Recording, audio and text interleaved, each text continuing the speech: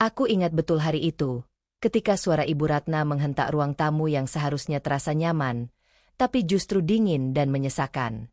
"Cari kontrakan," katanya dengan nada tegas, tanpa ada sedikit pun ruang untuk diskusi. Aku hanya mengangguk pelan. "Ya, Bu," jawabku, meski jantungku terasa tercekat.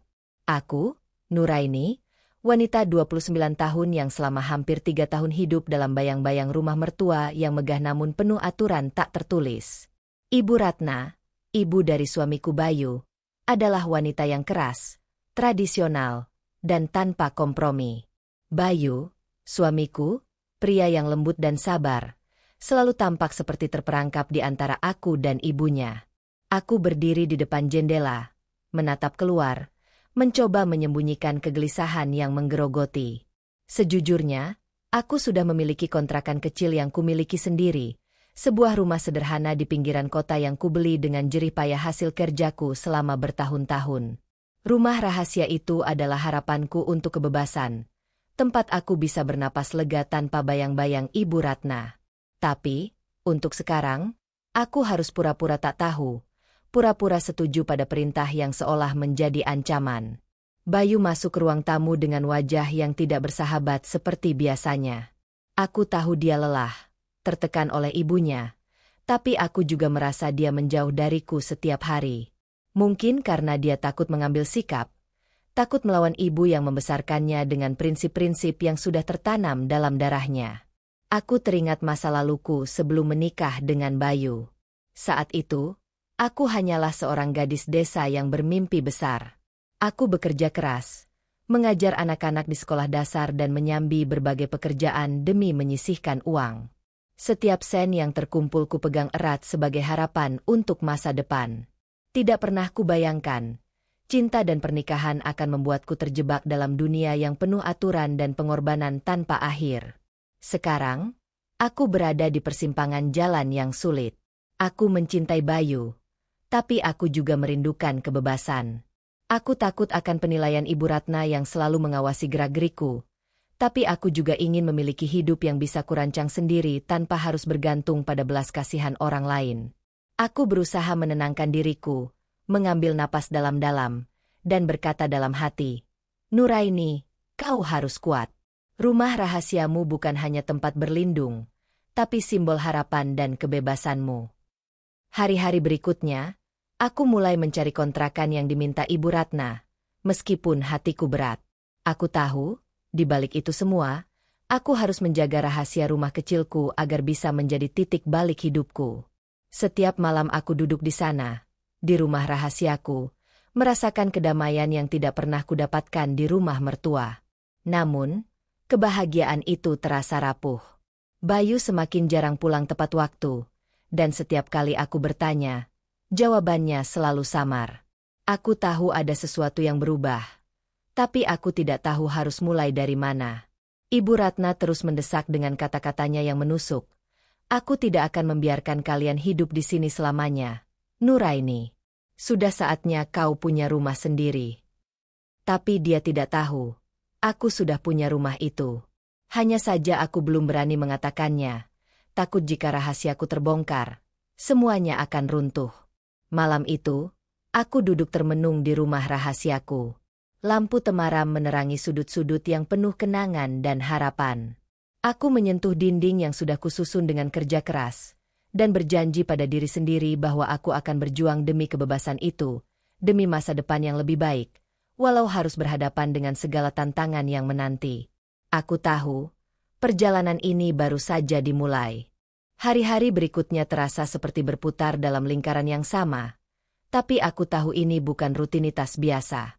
Aku harus mencari kontrakan untuk memenuhi permintaan Ibu Ratna, meskipun hatiku menolak membuka rahasia rumah kecilku. Setiap kali aku melewati ganggang sempit di kota, aku mencari-cari rumah yang tepat, tapi bayang-bayang rumah rahasia itu selalu menyelimuti pikiranku. Suatu sore, saat aku menemui seorang pemilik rumah untuk melihat kontrakan yang mungkin cocok, aku bertemu dengan Dimas. Dia pria muda, berwajah ramah dengan senyum hangat yang jarang kutemui. Suaranya lembut ketika menawarkan bantuan. "Saya bisa tunjukkan beberapa rumah yang mungkin cocok untuk ibu." Aku menerima dengan hati yang ragu-ragu, tapi juga merasa sedikit lega mendapat teman bicara. Setiap kunjungan bersama Dimas menjadi kesempatan bagiku untuk melupakan sejenak beban yang menghimpit. Tapi di balik kebaikannya, aku merasakan ada getaran aneh yang mulai tumbuh dalam hatiku, sesuatu yang tak pernah kurasakan sejak lama. Perasaan itu berdesir, samar tapi nyata, membuatku bertanya-tanya apakah ini salah atau mungkin tanda baru kehidupan yang menantiku. Sementara itu, Bayu semakin jarang menghabiskan waktu di rumah. Setiap kali aku mencoba mengajaknya bicara, dia hanya mengangguk singkat atau mengalihkan pembicaraan. Aku tahu dia tertekan oleh ibunya, tapi ada sesuatu yang lain, sesuatu yang membuat aku tidak tenang. Aku merasa ada jarak di antara kami, yang semakin hari semakin membesar. Suatu malam, saat Bayu tertidur lelap, aku menemukan ponselnya tergeletak tanpa terkunci. Dengan rasa ingin tahu yang tak tertahankan, aku membuka dan menemukan pesan-pesan yang membuat hatiku berdegup kencang. Kata-kata yang tak biasa, percakapan rahasia yang penuh tanda tanya. Aku merasa dunia seakan runtuh, tapi aku juga sadar, aku harus tahu kebenarannya. Aku mencoba menghadapkan Bayu keesokan harinya. Ada apa dengan pesan-pesan ini? Tanyaku dengan suara bergetar. Tapi Bayu menatapku dengan mata kosong, menepis semuanya. Kau salah paham, Nur, katanya singkat. Kata-katanya menusuk, membuatku bingung dan terluka. Apakah aku yang terlalu curiga? Atau memang ada sesuatu yang ia sembunyikan dariku? Dalam kekalutan itu, Dimas terus muncul sebagai sosok yang peduli. Ia mendengarkan tanpa menghakimi, memberiku kekuatan untuk bertahan. Kami berbicara hingga larut malam, tentang mimpi, ketakutan, dan harapan. Aku merasakan ada cahaya kecil yang mulai menyala di tengah gelapku, tapi aku juga takut membiarkan diri ini terbuai. Malam itu, aku kembali ke rumah rahasiaku sendiri, duduk di teras sambil menatap langit. Hati yang terpecah, antara cinta yang mulai pudar dan harapan baru yang sulit dijelaskan. Aku tahu, jalan di depan tidak akan mudah. Tapi aku juga tahu, aku harus memilih dengan hati yang jujur. Dengan air mata yang perlahan jatuh, aku berbisik pada diri sendiri.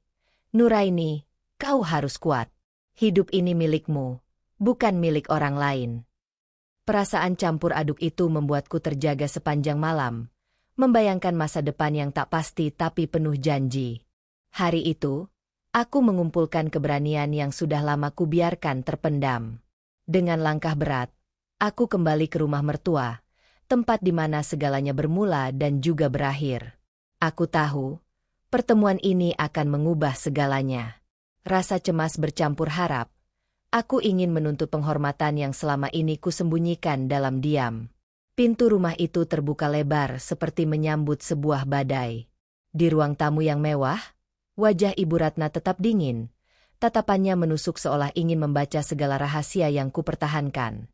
Aku memandangnya dengan mata yang tak lagi takut. Ibu, suaraku tegas tapi bergetar sedikit. Aku tahu rencana ibu tentang rumah itu. Rumah rahasiaku. Ibu Ratna tertawa sinis.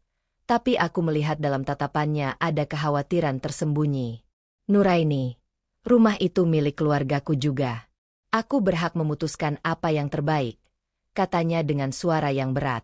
Aku tahu, di balik kata-katanya, ada kekuasaan yang tak bisa kuabaikan. Kemudian Bayu muncul, wajahnya pucat dan penuh penyesalan. Ia berdiri di samping ibunya, tapi matanya tak mampu menatapku.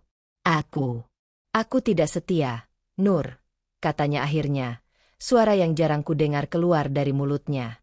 Aku kehilangan arah, terjebak di antara ibu dan kamu. Hati ini hancur berkeping-keping. Dua orang yang kusayangi ternyata menyimpan rahasia yang mengiris jiwaku dalam-dalam. Pengkhianatan ini bukan hanya tentang kesetiaan, tapi tentang kepercayaan yang terlanggar. Aku terdiam, air mata mengalir tanpa suara. Tepat saat aku merasa jatuh ke dalam jurang kesedihan yang tak berujung, Dimas datang. Wajahnya penuh perhatian dan empati.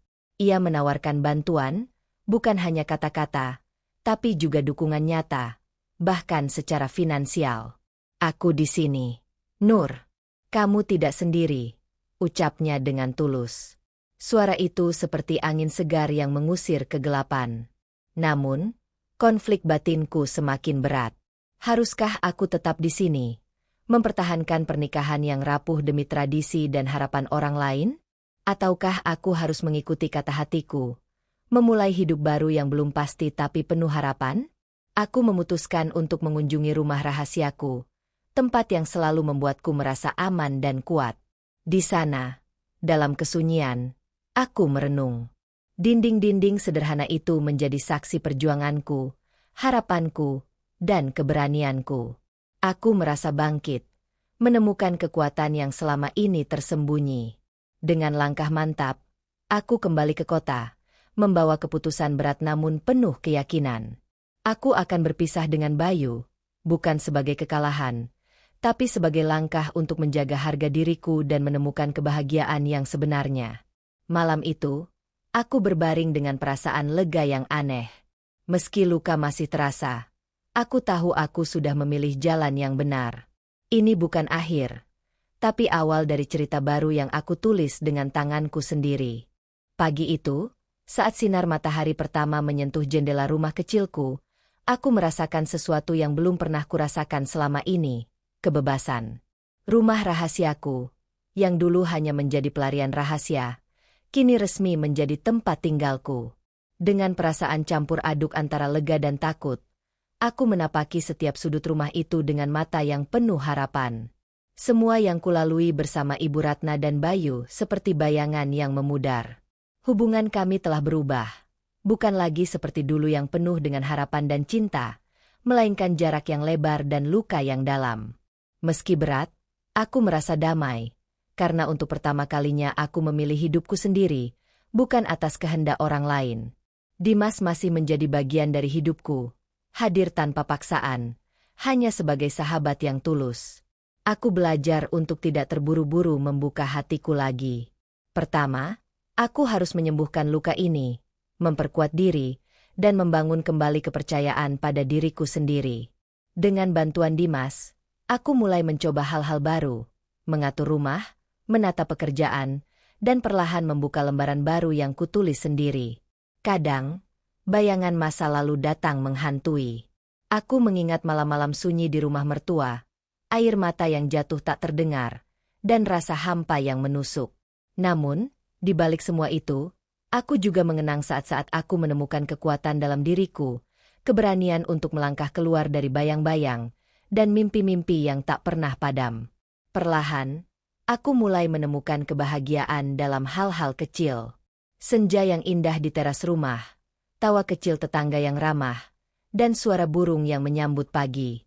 Semua itu menjadi obat bagi jiwa yang dulu terluka. Aku belajar untuk mencintai diriku sendiri, bukan karena orang lain, tapi karena aku pantas mendapatkan itu.